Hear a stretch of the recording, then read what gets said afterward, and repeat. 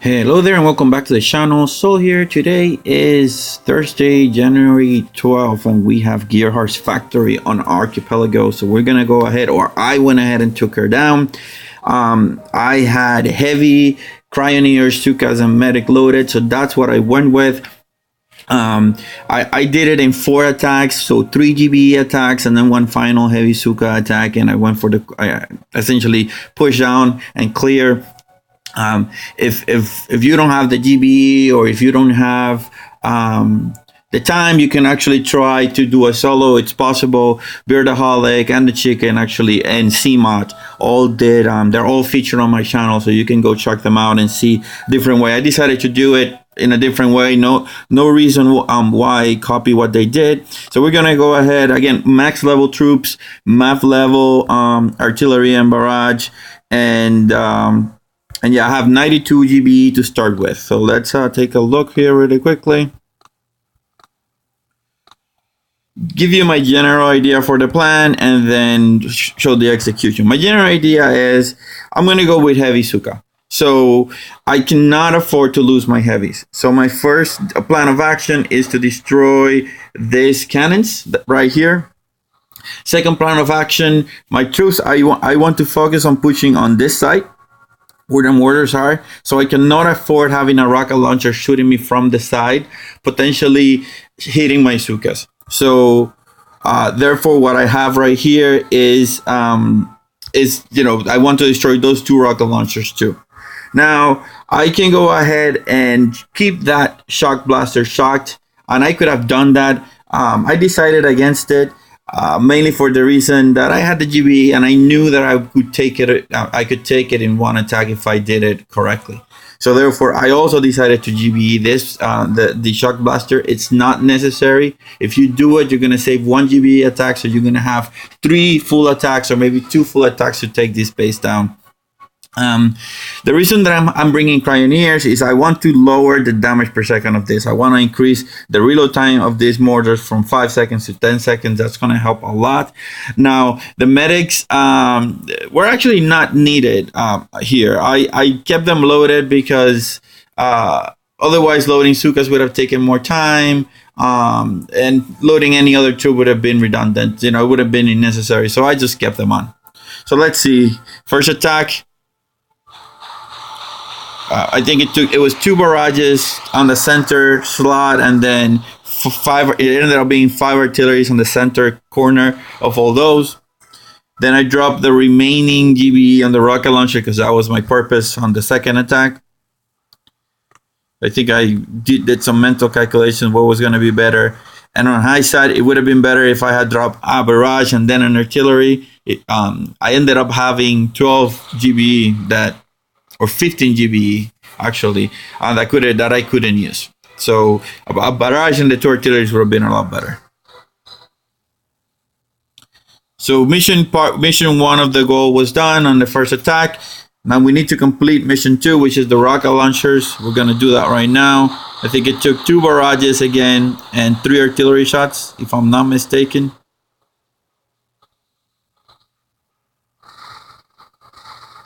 Actually 4, because I destroyed 1 rocket launcher and the other one stayed alive. All right, so again, doing some mental calculations to see what's what. But at the end, 1 barrage and 2 artillery. That's what I should have done before, and I didn't. Now on the third attack, I made it fail. And you're gonna see, what I mean. This thing needed 2 barrages, and 4 artillery shots. And then look what I do. Oh, sorry, I sent another barrage, so let's make it to the third one. And then look what I do. Why did I send flares? I really don't know. But that meant that I ran out of GBE and then I couldn't take it out on this attack. Disgusting, I know, but I mean, there's nothing I can do. I think I left it with 13,362. I remember the number. In any case, last attack pretty easy. 1 barrage, 1 artillery, and a shock blaster, and then we go ahead and land our troops This Doom Cannon, it's out of the game for the most part. The Heavies are going to take it in the face once I go ahead and try to take on this mortar set right here. But it doesn't matter. Heavies are disposable. One critter pack right in front of the mortar is going to distract all of them.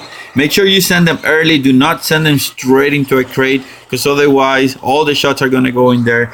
You can see the power of those mortars. I mean, they're taking 20%, maybe 15% each out of those. Right now you can see why it's important to have those cryoneers. Those cryoneers are keeping those mortars on stasis, firing every 10 seconds or so, so the deadliness of them is actually decreased. Now be smart. Don't do as I did. Shock the stuff that is not frozen. You don't want to keep shocking what's because those mortars, all those mortars have range on your Heavies. So don't shock what's not frozen. Shock what's not frozen. Sorry, do not shock what's frozen. If you know what I meant. All right, so right now the last 6 of the mortars are still alive. I'm destroying the last 5th one. So now I need to destroy this guy. You're gonna see this shock Doom Cannon is gonna start firing. I really don't want to save those Heavies. I could have actually sent a critter pack and maybe save a couple more. But no, I want to fall back because I need that GBE. I need those critters right now to distract those machine guns. Otherwise, it's going to be problematic. There we go. First machine gun out.